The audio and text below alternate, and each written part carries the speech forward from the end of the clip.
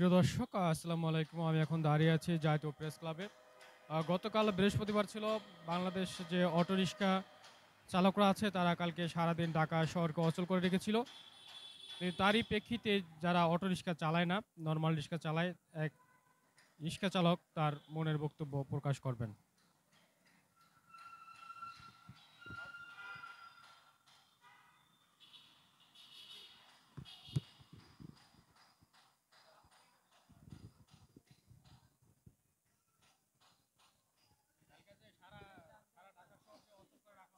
হুম হুম ওই যে নতুন দিছে রাজধানী জুড়ে তাণ্ডব বাংসুর ব্যাটারি চালিত রিক্সাদের অবরোধ এবং দাওয়া পাল্টা দাওয়া এবং নৈরাজ্য শিক্ষার্থীদের উপর হামলা, শপিং মহল ও ব্যাংক বুথ বাংসুর, যানবাহন ট্রেন চলাচল বন্ধ, চরম ভোগান্তি।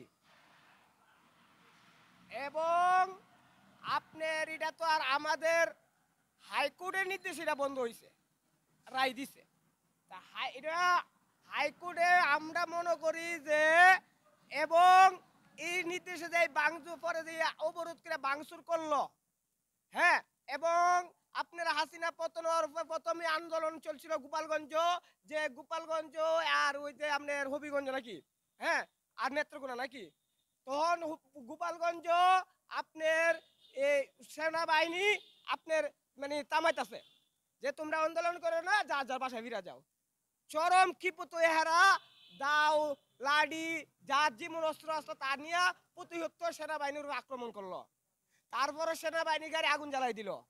তারা কি, তারা মানে দেশটা নৈরাজ্য করবার জন্য।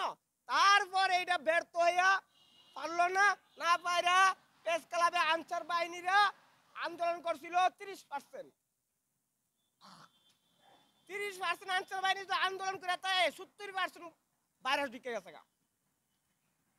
ভাইরাস 70% ঢুকে আনসার সাজ্জা আনসারের পোশাক পিন্ধা কইলাম। ভাইরাস কারা বুঝতে পারেন না?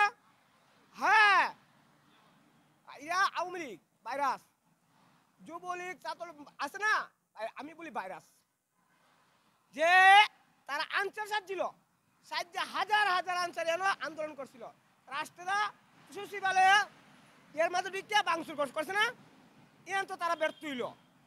ব্যর্থ হইয়া এখন জায়গায় জায়গায় তারা ইয়া করতেছে। রাষ্ট্রদা আপনারা হাইকোর্টের নির্দেশ ছিল ব্যাটারি চালিত বন্ধের ইয়া, এটার মাঝে তারা কালকা রাজধানী ইয়া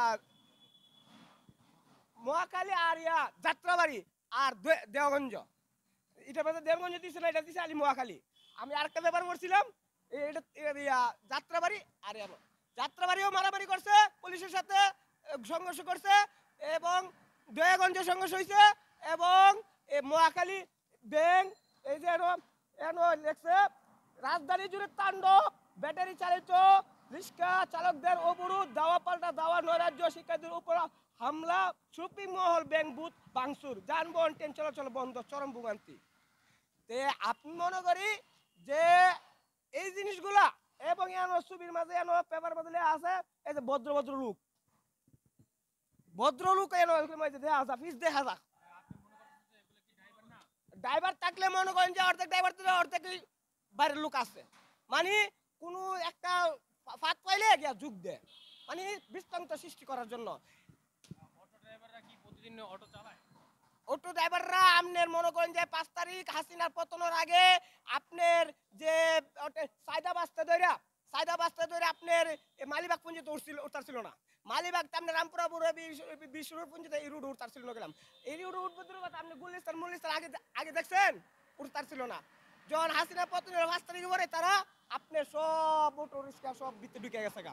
মানে আপনার যত আমি কই বসুন্ধরাতে দইরা সেরা নদ্দা মেরলবাড্ডা নতুন বাজার, মানে বহুত জায়গা, যে জায়গায় গাড়ি জীবন আইছে না ওই জায়গায় গাড়ি বুঝতে তো ঢুকে গেছে গা। মানে ঢুকে সারা ইয়া জাম লাগাই দিছে।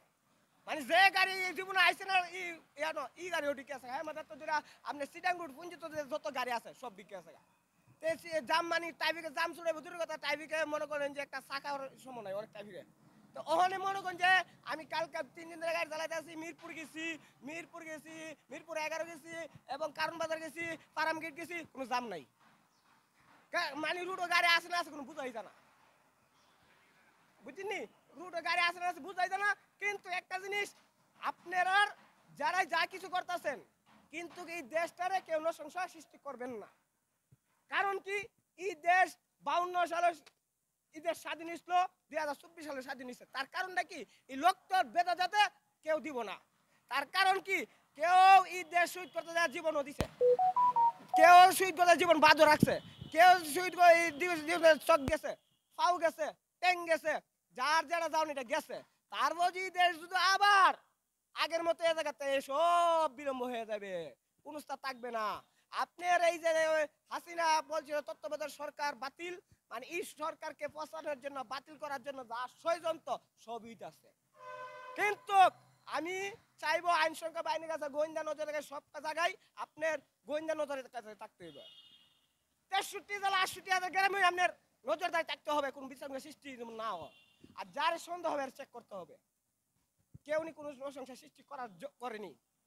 কারণ কি, মানে ষড়যন্ত্র আরো আসবে, আরো ষড়যন্ত্র এই দেশে আসবে, তা মোকাবেলা করতে হবে এবং সব জায়গায় নজর থাকতে হবে।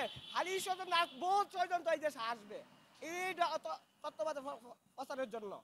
কিন্তু এই তত্ত্বাবধায়ক সরকার থাকতেই নির্বাচন হবে, ব্যর্থ দিতে হয় না। এই তত্ত্বাবধায়ক ইউনুস থাকতেই নির্বাচন হবে।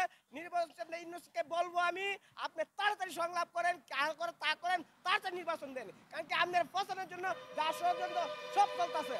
কিন্তু আপনারা পৌঁছানোর আগেই, আপনারা পৌঁছাবার বাদ দিবার আগে আপনি দ্রুত নির্বাচন দেন।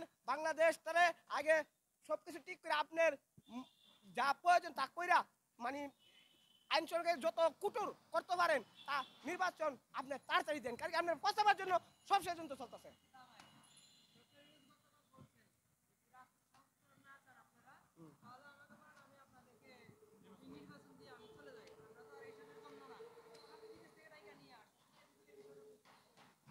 আমি জানি সে ভদ্রলোক, সে নেবলের জয় আছে, তারে সারে বিশ্বয়ে তারে সম্মান দেয় এবং তাকে যে, মানে আমরা বাংলাদেশের মানুষও যে রক্ত মুক্ত দিয়া তারে ডেকে আনছে, ঠিক আছে, আমি মানি। সে মনে করে যারা ভালো হবে সেটাই করবে, আমি এটা চাই। কারণ কি, নির্বাচনটা খুব তাড়াতাড়ি মানে ইয়া করে দিত। হ্যাঁ, না না না, হ্যাঁ,